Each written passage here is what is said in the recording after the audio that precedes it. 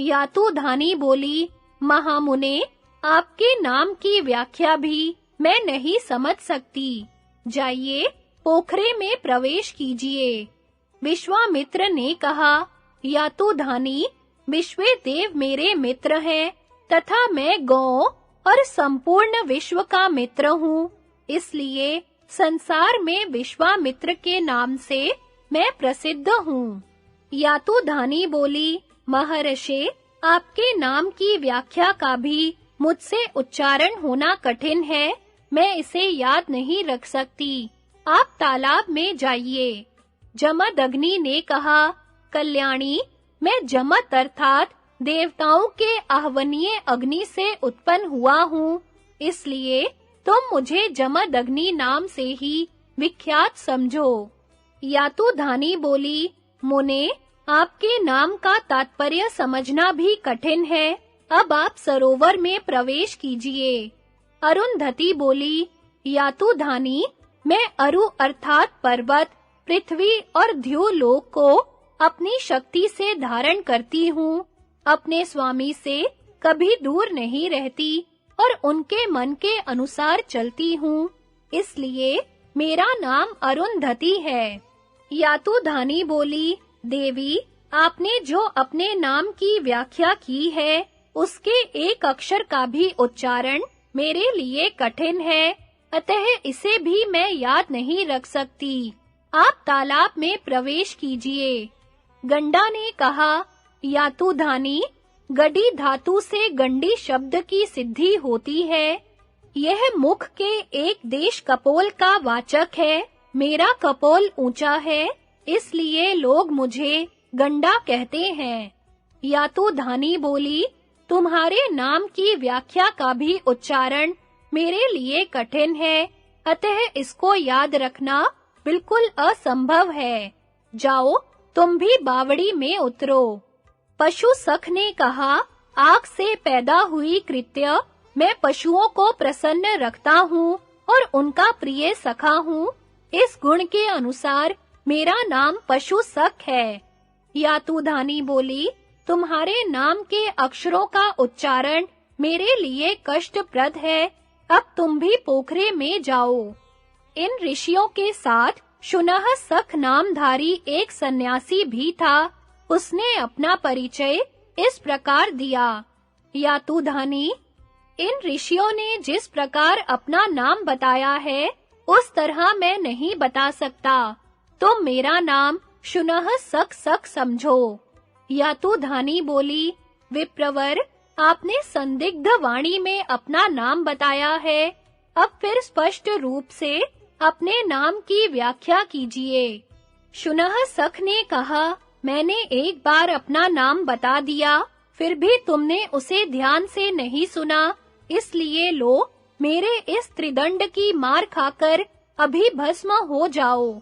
यह कहकर उस सन्यासी ने ब्रह्मदंड के समान अपने त्रिदंड से ऐसा हाथ जमाया कि वह यातुधानी पृथ्वी पर गिर पड़ी और तुरंत भस्म हो गई।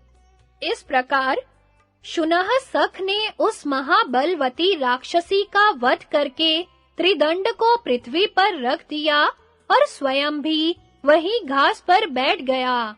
तदनंतर वे सभी महर्षि इच्छा अनुसार फूल और मृणाल लेकर बड़ी प्रसन्नता के साथ तालाब से बाहर निकले और बहुत परिश्रम करके उन्होंने मृणालों के अलग-अलग बोझे बांधे। इसके बाद उन्हें किनारे पर ही रखकर वे बावड़ी के जल से तर्पण करने लगे। थोड़ी देर बाद जब पानी से बाहर आए तो उन्हें अपने रखे हुए मृणाल दिखाई नहीं पड़े। तब सभी एक स्वर से बोल उठे, अरे, हम सब लोग भूख से व्याकुल थे और अब आहार ग्रहण करना चाहते थे। ऐसे समय में किस निर्दयी ने आकर हमारे मृणाल चुरा लिए। जब कुछ भी पता न चला तो सबने अपनी सफाई देने के लिए शपथ खाने का निश्चय किया। उस समय सबके सब भूख से विकल और अत्यंत थके मांदे थे, अतः उन्होंने शपथ खाना आरंभ किया। सबसे पहले अत्रि बोले, जिसने इन मृणालों की चोरी की हो, उसे गाय को लात मारने, सूर्य की ओर मुंह करके पेशाब करने और अनध्याय के समय अध्ययन करने का पाप लगे। वशिष्ठ बोले, जिसने मृणाल चुराए हो, उसे निश्चित समय में वेद पढ़ने, कुत्ते लेकर शिकार खेलने, सन्यासी होकर मनमाना बर्ताव करने, शरणागत को मारने, अपनी कन्या बेचकर जीविका चलाने तथा किसान के धन छीन लेने का पाप लगे। कश्यप ने कहा, जिसने मृणालों की चोरी की हो, उसको सब जगह सब तरह की बातें कहने, दूसरों की धरोहर हड़प लेने, झूठी गवाही देने, अपात्र को दान देने और दिन में स्त्री समागम करने का दोष लगे। भरद्वाज बोले, जिसने मृणाल चुराए हो, उस निर्दयी को स्त्री, बंधु बांधव और गौओं के साथ अधर्म करने, ब्राह्मणों को विवाद में परास्त करने, उपाध्याय को नीचे बैठाकर उनसे ऋग्वेद और यजुर्वेद का अध्ययन करने और घास फूस की आग में आहुति डालने का पाप लगे।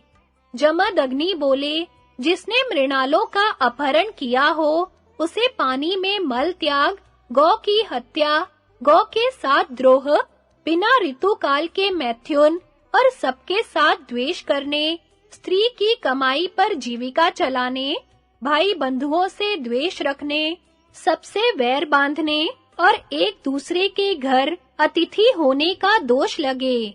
गौतम ने कहा, जिसने मृणालों की चोरी की हो, वह वेदों को पढ़कर उन्हें भूल जाने, तीनों अग्नियों का परित्याग करने और सोम रस बेचने के पाप का भागी हो तथा एक ही कूप वाले गांव में निवास करने वाले और शूद्र की पत्नी से संसर्ग रखने वाले ब्राह्मण को जो लोक मिलता है, वही उसे भी मिले।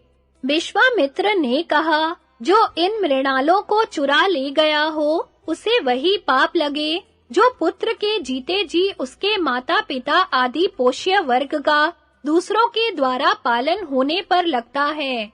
उसका कहीं ठिकाना न लगे, उसके घर बहुत से पुत्र हो, वह अपवित्र, वेद को मिथ्या मानने वाला, धन का घमंड करने वाला, किसान, दूसरों से डाह रखने वाला, वर्षा काल में परदेश की यात्रा करने वाला, वेतन लेकर काम करने वाला, राजा का पुरोहित और यज्ञ के अनधिकार से यज्ञ कराने वाला होवे। अरुंधति बोली, जिसने मृणालों की चोरी की हो, वह स्त्री सदा अपनी सास को अपमानित करने, स्वामी का दिल दुखाने, अकेले स्वादिष्ट भोजन करने, घर में रहकर बंधु बांधवों का अनादर करने, शाम को सत्तू खाने, वीर पुत्र की जननी होने के पाप की भागिनी हो। गंडा बोली, जिस स्त्री ने मृणाल की चोरी की हो, उसे झूठ बोलने, बंधुओं के साथ विरोध करने, कन्या बेचने, रसोई बनाकर अकेले भोजन करने और व्यभिचारिणी होने का पाप लगे। पशु सख बोला, जिसने मृणालों की चोरी की हो, वह दासी के गर्भ से जन्म ले, संतानहीन और दरिद्र रहे तथा उसे देवताओं को नमस्कार न करने का दोष लगे।